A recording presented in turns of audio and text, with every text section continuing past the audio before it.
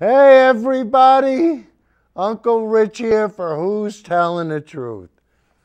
Guys, we've got some new equipment down in the studio, so be patient with us because, you know, the old rule of thumb, if something can go wrong, you know, Murphy's Law, if it can go wrong, it probably will. So bear with us. We got a little shamrock on our computer, so hopefully we'll get a little good luck from that. But today's show is number 175, and today's date is 6/12/17, and the name of this show is Rising Tide. And you guys are going to say, you know, Rich, what do you mean, what are you talking about? And guys, you know, it's been said that a rising tide lifts all boats. Well, that's true. A rising tide does lift all boats. But it also floods Mar-a-Lago. And guys, that's what we're going to talk about tonight. Al Gore has come out with a second movie called An Inconvenient Truth, the sequel. And Gore made the claim that the rising tides, if the tides rose, the World Trade Center site would flood. And everybody said that he was full of crap and he didn't know what he was talking about and that was impossible. And all the claims he made, they were all bogus and nothing ever came true. So guys, we're going to show you the first clip. And this is the trailer for An Inconvenient Truth. And you're going to see what happens when we have rising tides. So Judy, can we have clip number 000, please? It's supposed to be 70 degrees today. It's freezing here. Speaking of global warming, we need some global warming. It's freezing. The most criticized scene in the movie An Inconvenient Truth was showing that the combination of sea level rise and storm surge would flood the 9/11 memorial site, and people said, what a terrible exaggeration. Hurricane Sandy slammed into New York City last night, flooding the World Trade Center site. Storms get stronger and more destructive. Whoa, Judy! Watch the... Yeah, thank you. Judy, wait a minute. Didn't Gore just prove his point? Beyond any doubt whatsoever?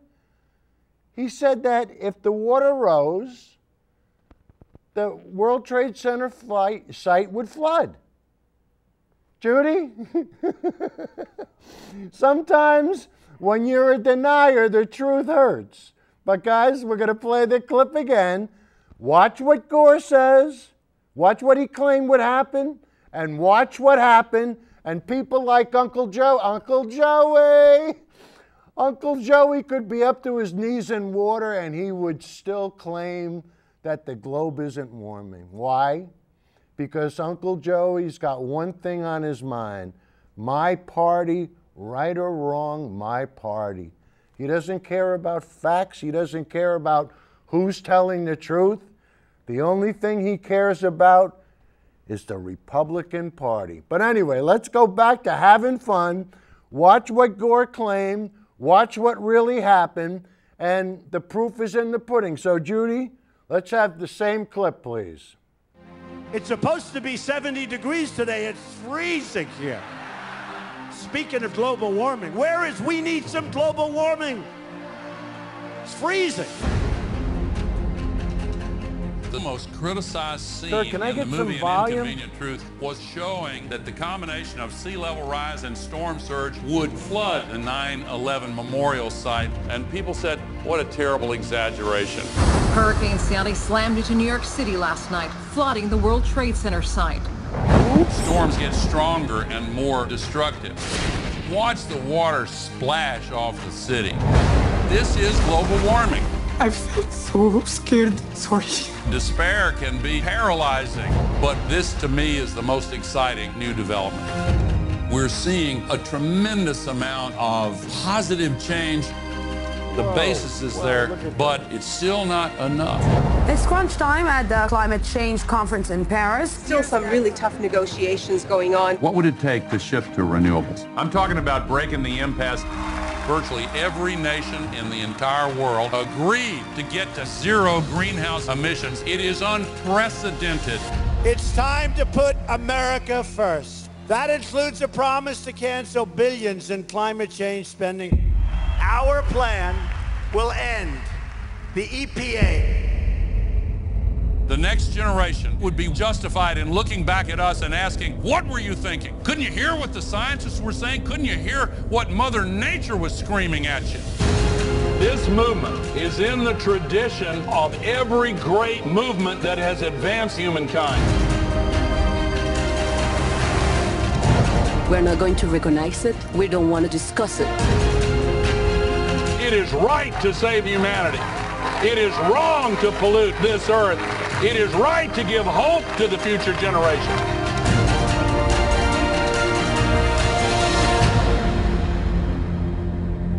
Don't let anybody tell you that we're going to get on rocket ships and live on Mars. This is our home.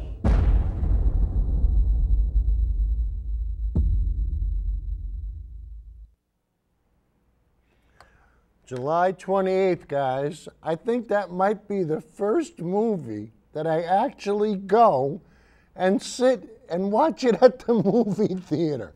I mean, I do everything on the computer, you know, so, but I just might do it. I mean, well, you guys know I'm into it, you know, but, you know, I've been taking a lot of flack on Facebook, you know, because first of all, everybody denied that the World Trade Center site flooded.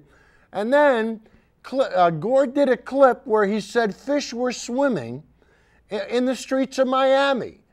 And people, you know, people on, yeah, if you're stupid enough to believe that fish are swimming in the streets of Miami, and now you know why we call this thing a global hoax, because there's no way that fish can be swimming in the streets. But guys, when the tides rise, things start to happen. So, Judy, let's have clip number 00, please, just to hear. I went down to Miami and saw fish from the ocean swimming in the streets on a sunny day. The same thing was true in Honolulu just 2 days ago, just from high tides because of the sea level rise now.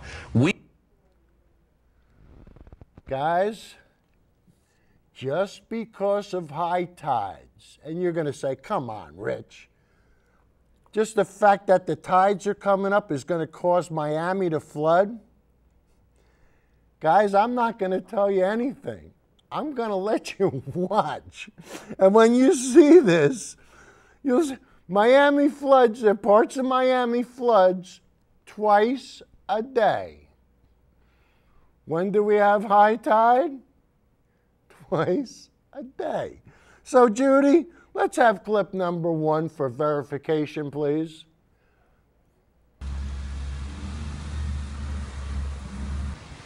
Guys, look at this. In the middle of the afternoon, no rain. In the middle of the afternoon in Miami. Kurt, can I get some volume? It's not rainwater, it's seawater. I'm here across the street from this luxury condominium building. And we're looking at a huge amount of seawater in the street. What you're seeing here is the sea level rise. I talked to the doorman at the hotel at this apartment building across the street. He says it happens twice a day, basically in keeping with high tide. He told me that 6 families have moved out of the apartment building because they were tired of dealing with this water. Evacuees, they're refugees. They had to move, guys. See what global warming and climate change does to you? Today's unusual because the makes tide Americans is up in the refugees.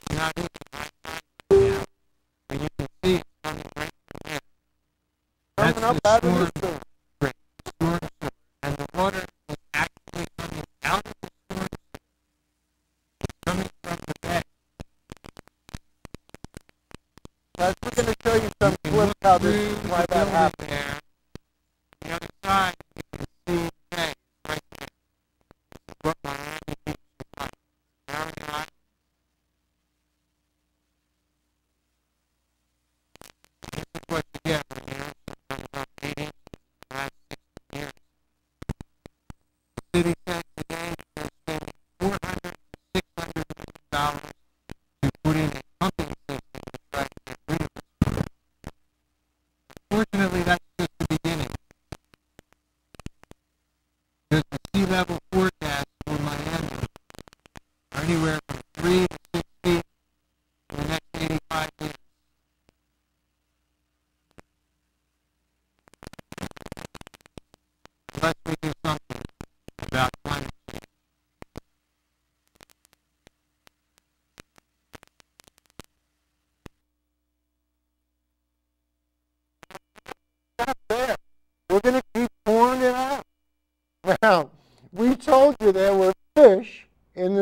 streets of Miami. Well, we're going to show you fish in the streets of Miami. Not the really big ones, you know, but just proof that there's fish. And then we're going to show you bigger fish in other places. You're not going to believe what you're about to see. But first, we'll start with the small fish, and we'll graduate to the big fish. So, Judy, clip number 2, please. South Florida is experiencing heavy rains and flooding. The flooding is so severe that fish are swimming in the streets. Residents say flooded yards have become literally fish all around everybody's yard. I'm just happy there's no alligators floating around. Yeah, me too. Could be lunch.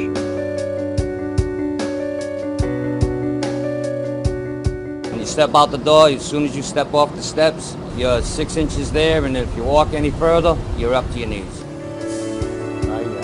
Some areas have seen 10 or more inches of rain.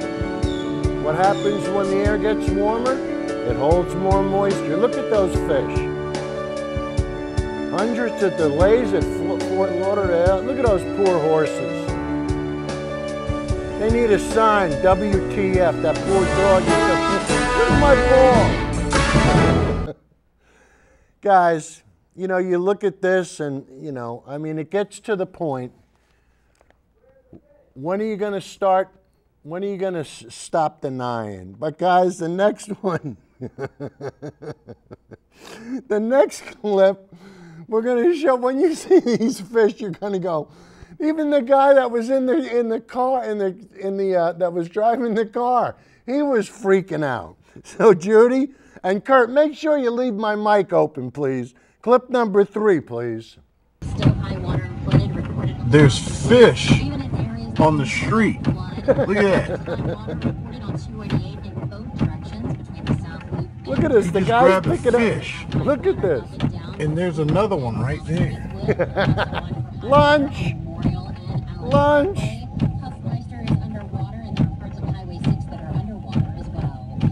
What the? Look. He's grabbing all these fish. Look at this guy. He's making out like a bandit. The Lord sent it to me. The Lord's giving me a free lunch. Wow. Did that come out of the water? What do you think it came out of? Huge carp. Look at that. Look at that. He wonders where it came from.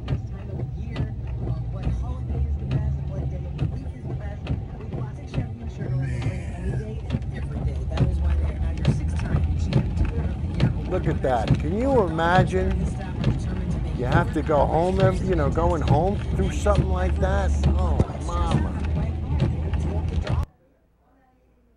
All right. Judy, guys, you know, you've seen a lot of evidence and you've seen a lot of proof. But let's hear it from the horse's mouth. The mayor of Miami. And the mayor of Miami, he said, hey, you know, look, we're going to have to raise our streets 4 feet. And I mean, that's what they're in the process of doing. But they're fighting with the state. And why are they fighting with the state? Because the governor of the state is a climate denier. So the city of Miami wants to spend the money to fix the roads, and the state of Florida says no. Why? Because of the Republican Party and their wisdom. They'd rather see the billionaires have tax breaks than fix the roads. But the next clip we're going to show you, the mayor of Miami's name is Philip Levine. And they have a campaign, and the campaign is called Rising Above. And listen to what he says to the guy with the sign. He said, we want to make sure that everybody, this is right in front of their face, so they can see what's going on, so that people like Uncle Joey and the Republican Party can't deny it anymore. And guys, this is why I do the show. You know, you can't fool Mother Nature. And why these people want to put profits before people, and you know, they want to, you know, Trump wants to support coal. What a joke. What a jerk he is. But anyway, let's listen to the mayor of Miami, and I tell you, you're going to see some of the preventive measures that they take. And the one thing that I really like is they put a valve in the drain pipes, and the valve only goes one way. So the valve only opens when the water is going out to the ocean, not when the water is coming back up, so it can't fill back into the street, which I thought was pretty slick, you know, but it's called learning. And this is part of the show, you know, this is what we want to do. It's all part of learning. But some people, like Uncle Joey, they just, you know, they just don't want it. They don't want to know anything. If it doesn't have an R after it, they don't want to know about it. So, Judy, let's have clip number 4, please. Florida, as rising tides are leading to flooded streets. Another night of tidal flooding on Miami. Florida reportedly has the most number of big cities at risk from rising sea level. Scientific models predict most of Miami Beach could be underwater by the end of the century. Ay, ay, ay. I think that in every generation, there's going to be a big cause. There's going to be a challenge or a war. I think today we have sea level rise. Yeah, there's going to be a war on carbon.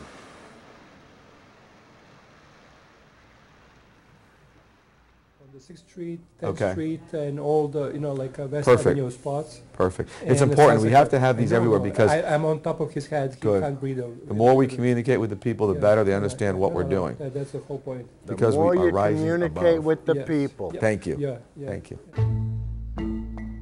So So what was going on, and people were seeing it more and more, is we were having what's called sunny day flooding. Can you imagine? It's a beautiful sunny day on Miami Beach, which we have many of, and all of a sudden in certain streets we would see water coming up through our drains. So the streets would actually become flooded, which is very unnerving to the residents and the tourists.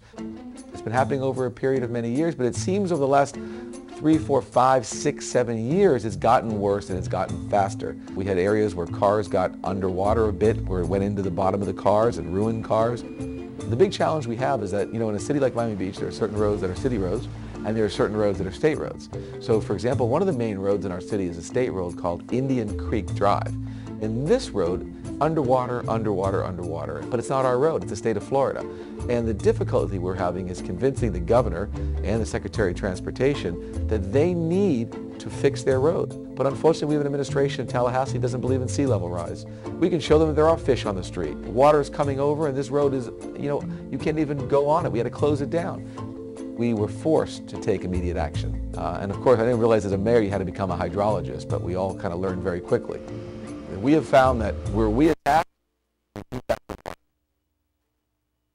historically, the way the water would leave our city, it would go down the drains and it would go out our seawalls back into the bay. Because the water level has risen so high in the bay, the actual outfalls on the seawalls are under the water level.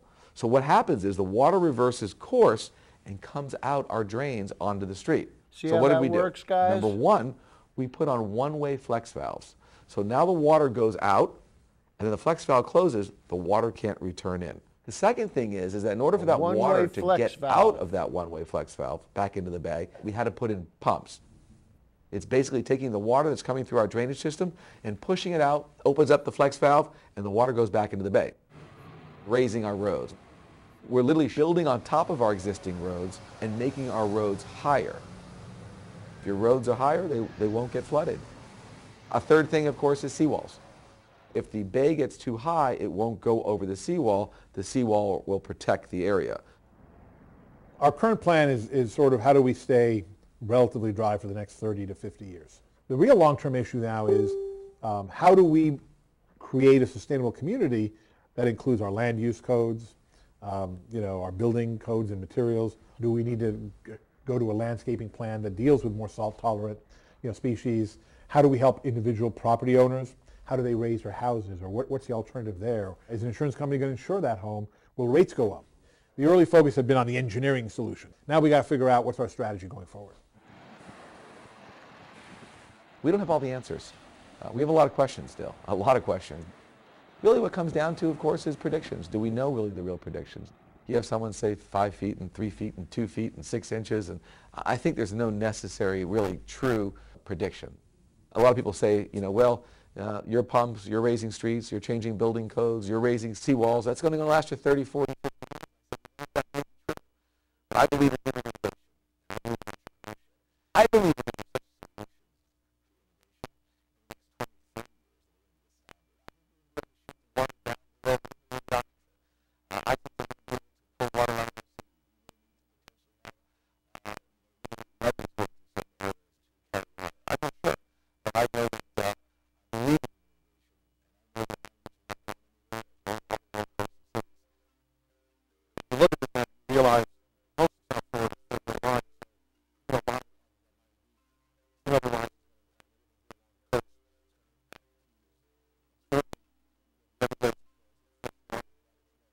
ecosystem. There is no handbook. That's the real challenge we're facing. There is no handbook. No community has really done this. We're sort of at the front line of it, which is exciting and frightening at the same time. We showed that we can make progress. We showed that we have the formula. We know what to do. Now we're going to roll out this program citywide. It's a $400 million program. It's going to take another 4 or 5 years. Right now we're shouldering the entire cost ourselves as a city. We really need state help. We need federal help. Yeah, the flooding is a problem, but I think it will be good because we need to cleanse this area. Alton Road was just a flood every single day, and I got a young daughter, and it's like I'd show her, and now she points out, look, the bridge is filled over with the tide. It's definitely frightening. If Miami Beach is going to be here 100 years from now, it probably won't look like this. The reality is, we may have to learn to live with a little bit of water, like they do in Venice, like they do in the Netherlands. We may have to do that as well in the long term. I want to be the mayor of Miami Beach. I don't want to be the mayor of Venice. Whether it's Florida, whether it's the United States, we're pardon the expression, we're all in the same boat. Seas are rising, climate change is a reality, and you can see it right here in Miami Beach, this wonderful, incredible city in Florida in the United States of America.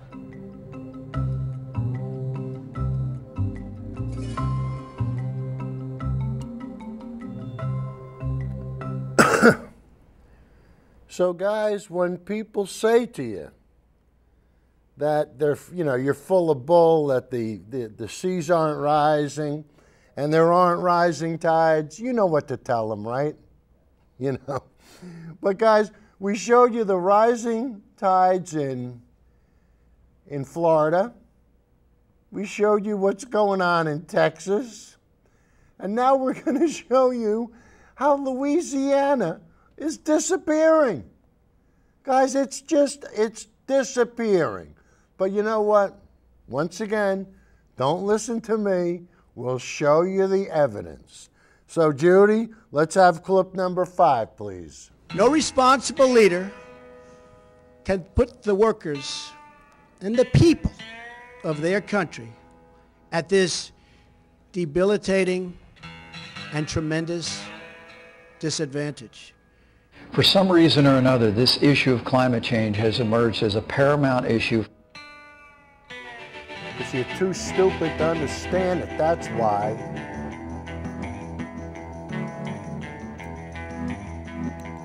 Loses 34 square miles of land. Holy moly. These poor people.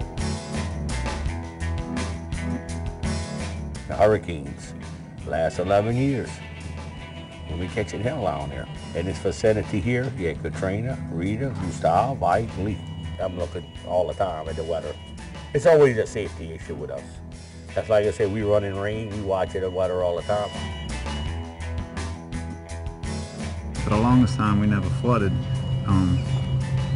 for years, but ever since then, the weather just keeps pounding on us, and we flood pretty regular now. Over the years, every time it's flooded, I've noticed that it gets a little bit higher every time. Hurricane Rita was probably the worst one when it came to flooding, because it actually came probably about this high off the ground, which was that, about 5 foot. So it was completely through the house.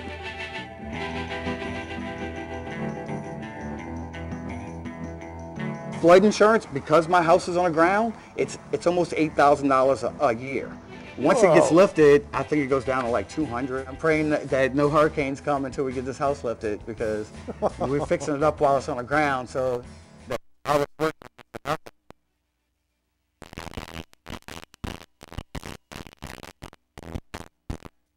When I first got elected, the federal government if you sit and wait for it to start again, you're going to spend over what it's worth. And if you tell us we're not worth it, then you're inconsistent with the rest of the government agencies.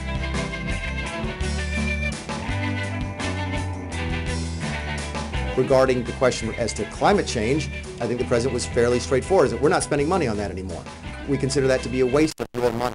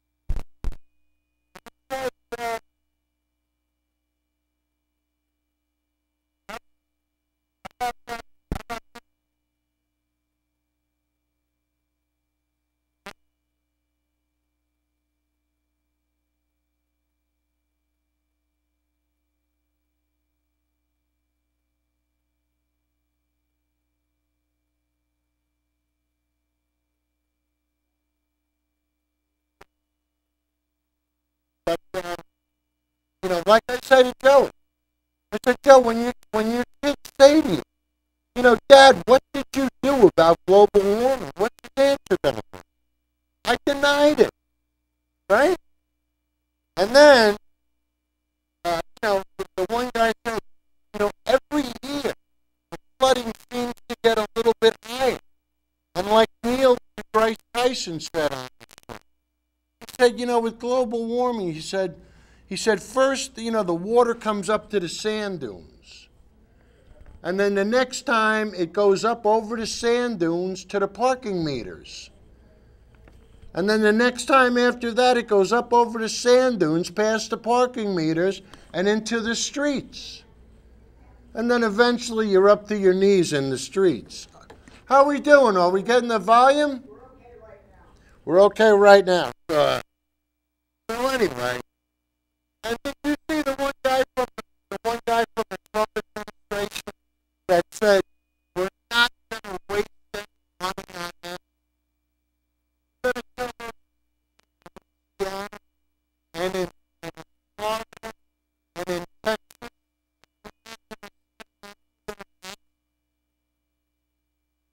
Are you guys serious? And guys, the next clip will just go to prove it. It's about Trump and the Paris Agreement. Why the United States and the country in the world have not known Trump. Trump backed out. We believe this. This is the Republican Party in action for them. To deny. And why? Because they don't care. They don't care. They don't care about it.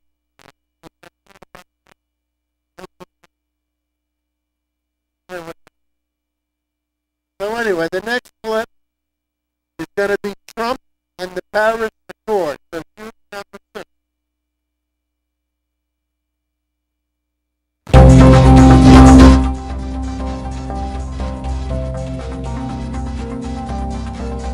We're going to cancel the Paris Climate Agreement.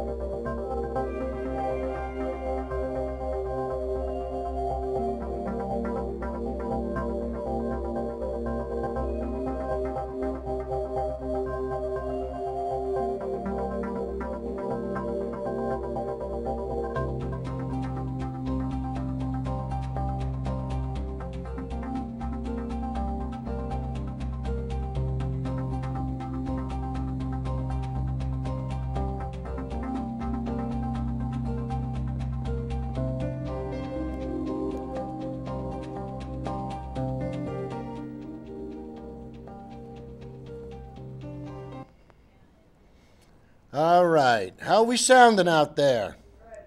We're coming through nice and clear? Yay! Okay. All right. Well, guys, you know what? Just to put a little salt in the wound and just to show you how stupid the Republican Party is, and I use that word, stupid, very liberally. Believe me when I tell you that. Believe me. Who says believe me after every sentence? But anyway, we're going to show you how even North Korea has enough sense to accept the science of global warming. Judy? Even North Korea has signed the Paris Agreement. The U.S. just pulled out, joining Syria and Nicaragua as the only country in the world. Oh, Nicaragua's reason for not participating? That he said it didn't go far enough. And Syria, well, they're in the middle of a year-long civil war. So what's America's excuse? We got an idiot for the president. Now you're an idiot. America produces more carbon emissions per person than any other country. So we should be a leader in fighting climate change, right? Not when you have a Republican Party. Guys, just that simple. You all right? Yeah. All right. And guy, you know,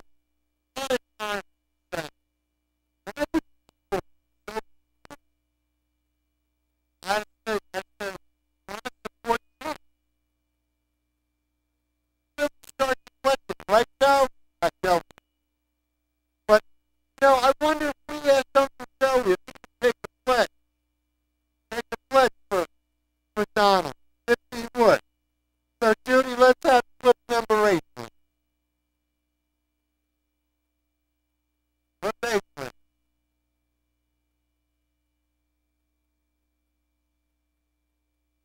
Clip 8, please. Clip 8, please. I'm not going to say, I want you to pledge allegiance. Who would do that? Who would ask a man to pledge allegiance under oath? Let's do a pledge. Everybody, yeah, who likes me? Okay. I've never done this before. Can I have a pledge?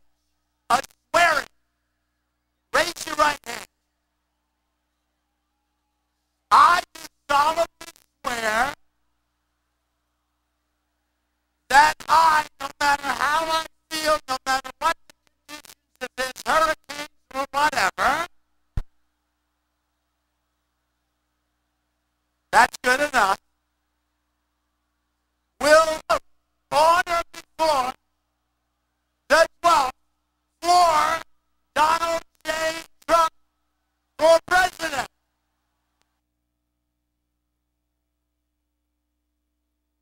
Right, Uncle Joey?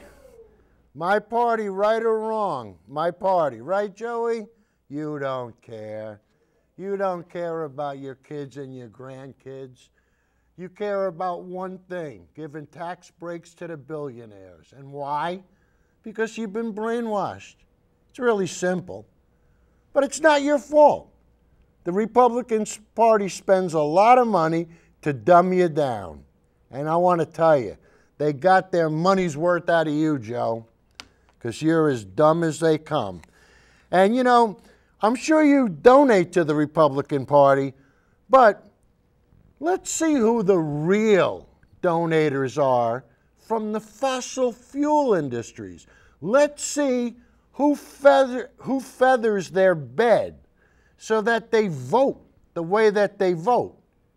So let's see who's giving what to who, right?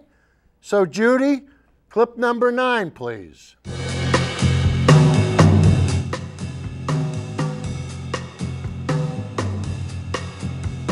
Let's see who 22 senators asked Trump to withdraw. Who were they? They received over $10 million from the, look at that, Mitch McConnell. Ted Cruz, $2 million. Inhofe, 500. Barrasso, these guys got no shame. Right, Joey? How much did you give? And guys, you know, this is what drives me bananas. But we're going to play a clip now from CNN, which features Steve Moore. And Steve Moore actually works for the Koch brothers. He works for the Heritage Foundation. These are the think tanks that sit there all day and figure out how they're going to brainwash people like Uncle Joey so that they'll vote against their own interests.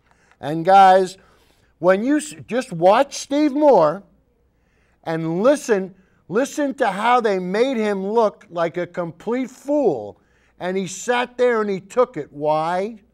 He had to, because he's being paid. He's on the take. But guys, don't listen to me. You know, well, let's listen to the guy that really rips him a new one. And Kurt, please leave my mic open. All right? So Judy, let's have clip number 10, please. It's so bogus, it's unbelievable. It's just unbelievable. Every word has been a lie for the last 2 days. So much ignorance, and you have Stephen Moore, and he is from the Heritage Foundation, paid for by the Koch brothers that have engineered the whole story here. So it's just endless.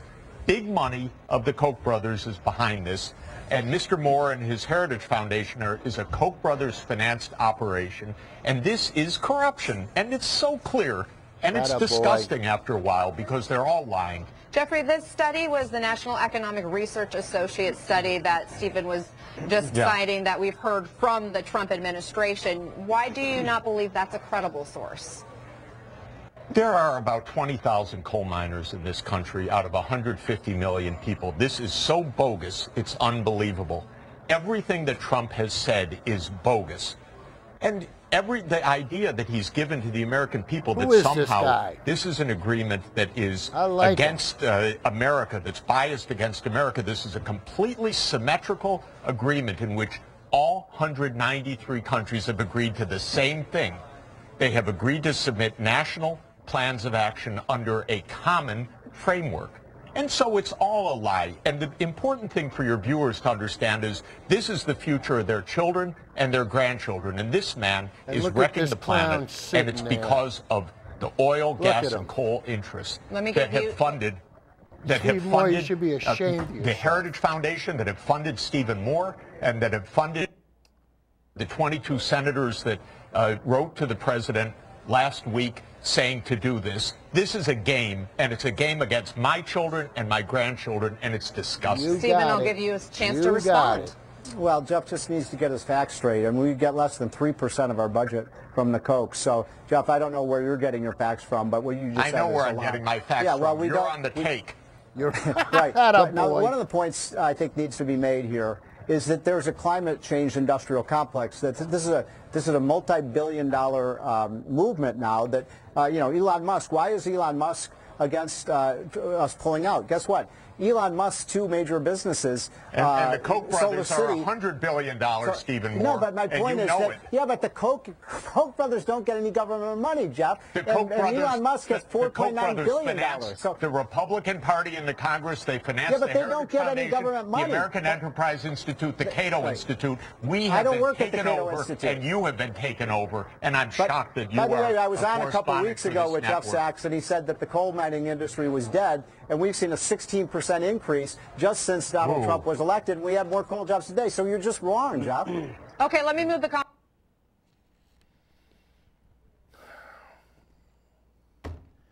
You know, it's amazing. I honestly don't know if you could pay me enough money to lie. I mean, that's what they do. I mean, they're paid to lie. They're paid to mislead. And how does this guy go to sleep at night? I mean, honestly, how do you do it? And I want to tell you, the next clip we're going to play is from one of my favorites. It's from Bernie. And when it comes to billionaires and oligarchy and who's buying the country, Bernie takes no prisoners. And guys, just watch how artfully and skillfully Bernie gives him the old bada bing. So Judy, let's hear what Bernie has to say. My greatest fear about the future of our country, and in fact the world, is that we are moving radically and rapidly in the direction of oligarchy. The top 1% now own more wealth than the bottom 99% of the world's population. Globally, 8 individuals, 8 billionaires, own more wealth than half of the world's population, 2.7 billion people. Middle class continues to shrink. The problem, though, is not just economic injustice. The problem is not just that 6 multinational media conglomerates control 90% of what we see here in Reed. The problem is also a corrupt political system in which big money interests are able to spend hundreds and hundreds of millions of dollars from a handful of families to elect candidates at the federal and state levels who end up representing the wealthiest and most powerful people in this country. If there was ever a time in history for a generation to be bold and to think big, to stand up and to fight back, now is that time.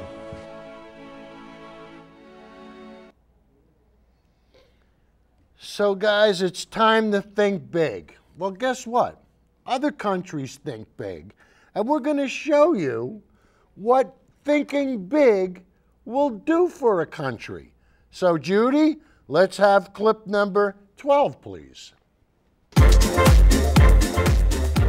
Party time! Yeah! Prices drop below zero for electricity. You believe this, guys? It was free! Germany got its act together. I'll drink to that. By 2030, free electricity. Why can't we do that? If we have a republic. Germany tripled their renewable energy in just 10 years. Beat that drum, baby.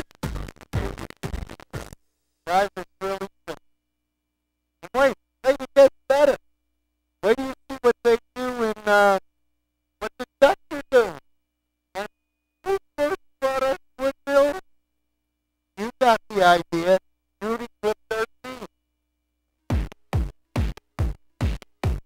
All Dutch electric trains are now powered by 100% wind energy, achieving their goal 1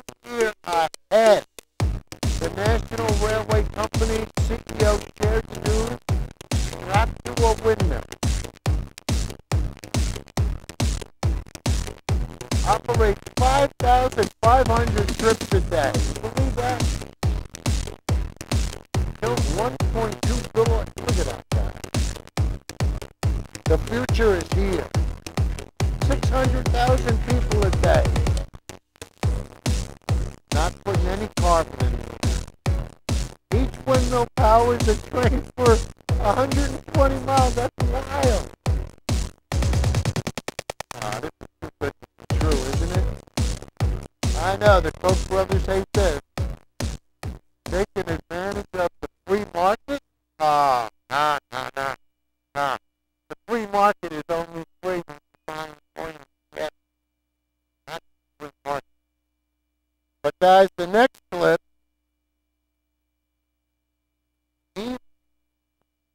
Trump is so off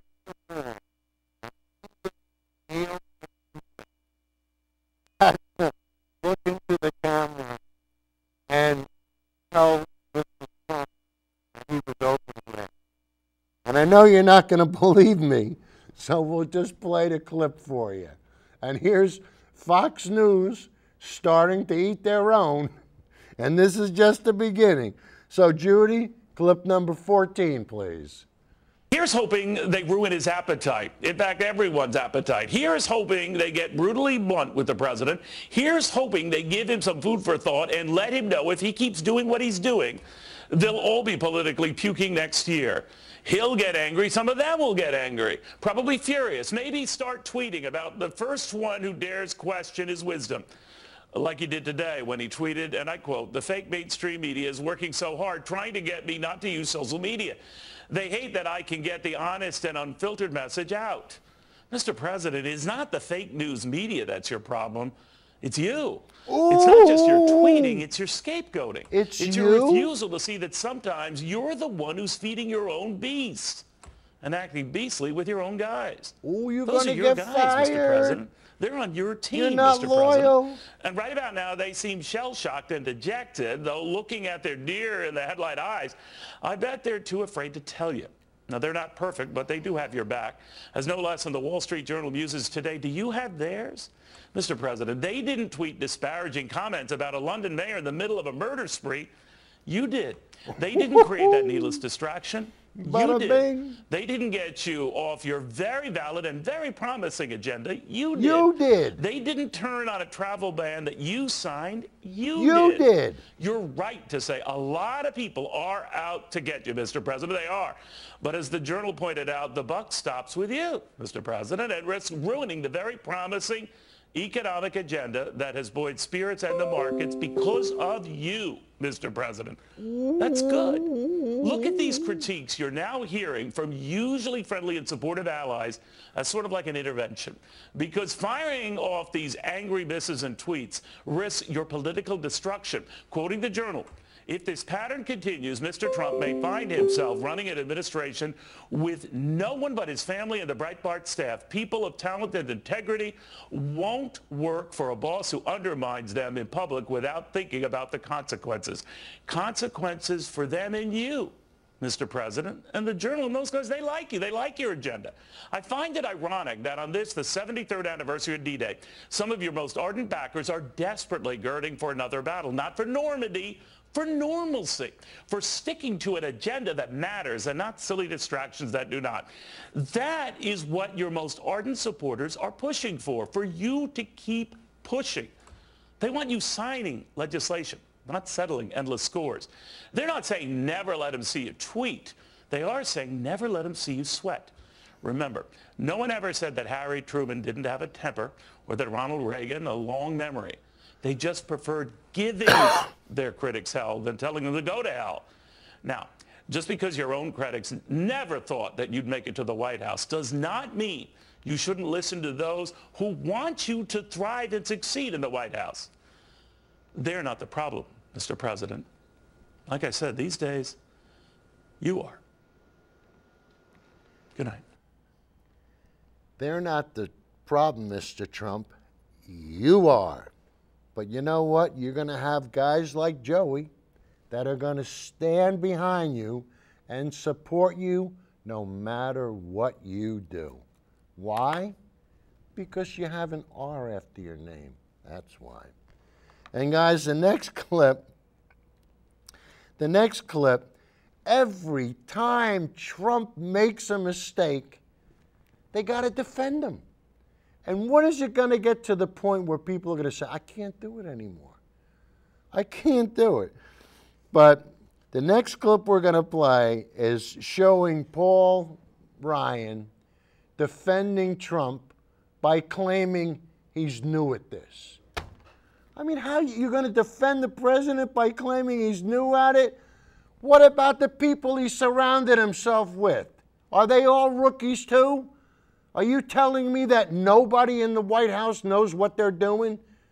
Is that possible? After you hear this clip, you're going to go, yeah, it's possible. So, Judy, let's have clip number 15, please. The president's new at this. He's new to government. And so he probably wasn't steeped in the long-running protocols that establish the relationships between DOJ, FBI, and White Houses. He's just new to this. And so I think it's what I got out of that testimony is we now know why he was so frustrated when the FBI director told him 3 times there's no investigation of him, yet that speculation was allowed to continue. They'll just make any excuse to defend him. They don't care. Hey, he's our boy now, you know?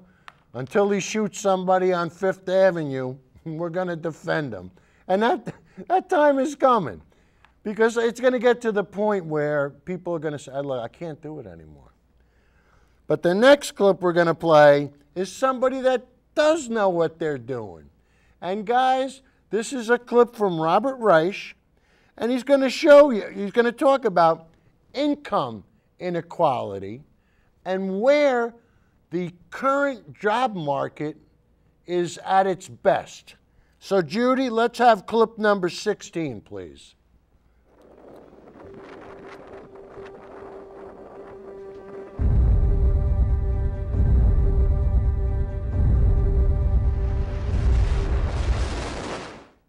Climate change and widening inequality are not 2 separate issues. They're intimately connected, and there's at least one solution to both. The people who are bearing the brunt of climate change here and around the world are the poor and working class, who live in areas increasingly prone to flooding, who rely on croplands susceptible to ever more frequent droughts, who depend on outdated water and sewage systems and older roadways and power grids that are falling apart under the strains of more severe weather, who live in fragile structures particularly vulnerable to intensifying hurricanes and violent storms, whose health is especially compromised by airborne contaminants, infections, and other diseases that are accompanying climate change. So what do? You often hear that reversing climate change will mean fewer jobs, especially for the poor and working class, the very people who are bearing the biggest burden from climate change, but that's not true. Clean energy, powered by wind or solar cells or water, is growing fast, even as the old fossil fuel industries decline and generate fewer jobs. More than 3 times as many people are already employed generating electricity from solar and wind than from coal, oil, and gas combined.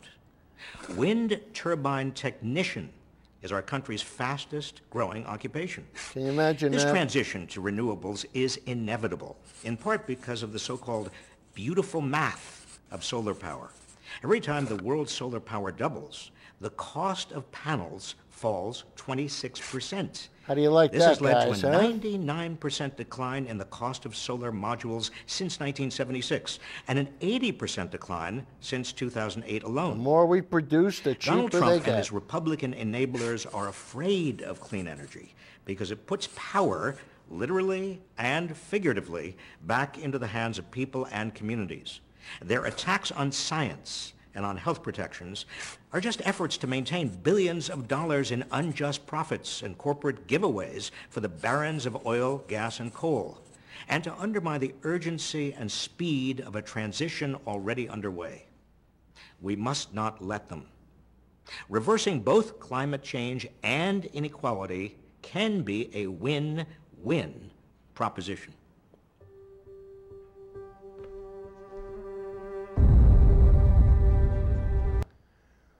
Guys, there's so much we can do.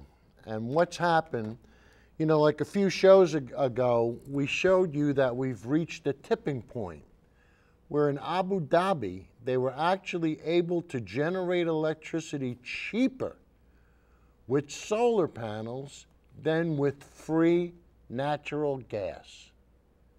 That's right. Solar came in at 5.6 cents a kilowatt hour. And it's changing everything. And this is what's happening. And, you know, you get people like Uncle Joey and people in the Republican Party that refuse to accept this. Why? Because they lose power. They lose control. They don't got us by the Galaducci's anymore, if you know what I mean. We don't have to pull up to the pump so that we could pump money into their pocket. And guys, I want to say thank you. I want to say thank you to Judy and to Kurt for helping out so much. And then there's our buddy, Marco from Martino's Pizza. He hooks us up every week. Marco, thanks a lot, buddy. But guys, it's all the little things. You know what I mean? And it's just us using the social media. And hopefully, I'll be able to get this video up on YouTube. Because, you know, my hard drive blew up, and that's why we haven't had a film. So this could be another event. Judy, how much time we got? 10 seconds. All right, guys. So once again, next week, we're going to do a show on sources, and we're going to blow you away how to cite your source. Toodles, everybody.